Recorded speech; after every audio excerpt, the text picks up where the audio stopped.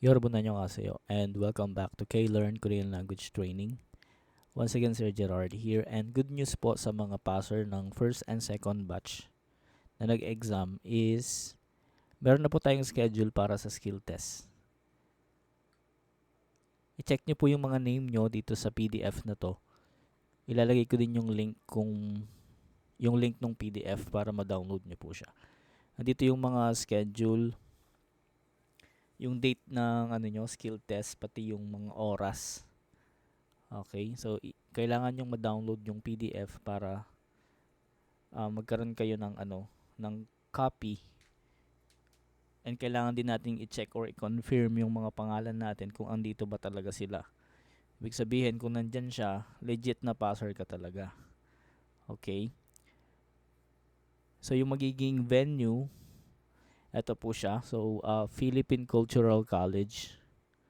Merong Google Maps na nakalagay dito. Link ng Google Maps na pwede nyo i-copy tapos i-search nyo na lang sa Google Maps. And then yung date po ng skill test is mag-start ng August 19 to 26, 2024. Okay? So isang venue lang po sila. So bali, ito Philippine Cultural College. Dito po yung Google Maps, pa-copy na lang and then search sa Google para may guide din tayo. Tapos ang magandang gawin is maaga po tayong magpunta para siguradong hindi tayo malate. Ito po yung mga paalaala ng DMW. Number 1, hindi maaring magpalit ng test schedule at venue. So yun lang po yung pinaka-schedule tsaka venue na sinet ni DMW. Yun lang po talaga siya. Bawal palitan. Pag hindi ka nakapunta, automatic bagsak po yun. Number 2, hindi pinapayagang pumasok at kumuha ng skills test ang mga aplikanteng hindi dala ang kanilang original passport po. Hindi scanned, hindi Xerox. Kailangan dala yung original passport.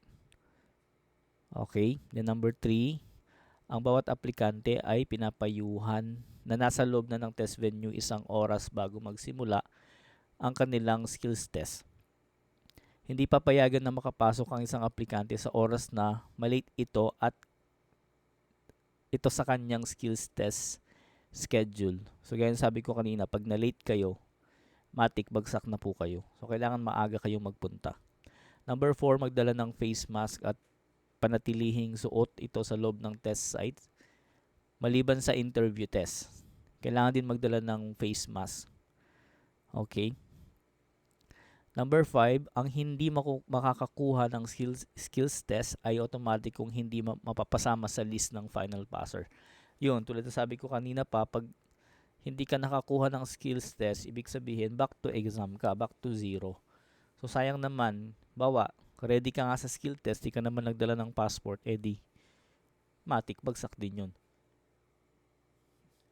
Number 6, magsuot ng smart, casual, or dissenting kasuotan. Magsuot ng closed shoes. Okay? Casual or dissenting kasuotan. Basta komportable ka, basta decente siya. And then naka-closed shoes po siya.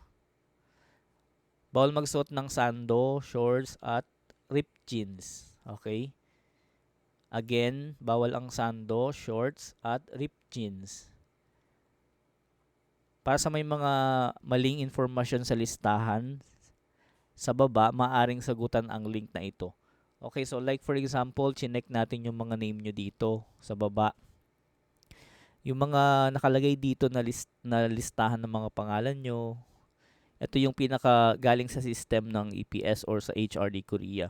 So pag may mali sa pangalan nyo, middle name, okay, and then gender, i-click natin tong link na to, okay, para mai-correct natin yung mga maling information na nakasulat dito sa PDF sa baba. Okay? Kung wala naman, goods na po yun. Again, ito yung mga pasado. Pwede nyong i-download yung PDF file. Ilalagay ko yung link ng PDF sa video na to. Pati yung Google Maps. And then yung mga paalaala na nakalagay sa PDF files po na ito. Okay? Again, schedule ng skill test is August 19 to 26. Paki-check po ng maayos yung mga pangalan natin. Pakibasa ulit yung mga paalaala. And then, mag-ready ng maayos, mabuti, para makapasa po tayo sa darating na skills test. Yun lamang po para sa video na to. Once again, maraming salamat. Kung nakatulong ang video na to sa inyo, maaari lamang pong paki-share sa iba, sa mga profile nyo para makita nung ibang mga mag-skill test. Maraming salamat sa panonood, and once again, we are K-Learn Korean Language Training, your quality affordable Korean language training since 2016. Mabuhay and paalam.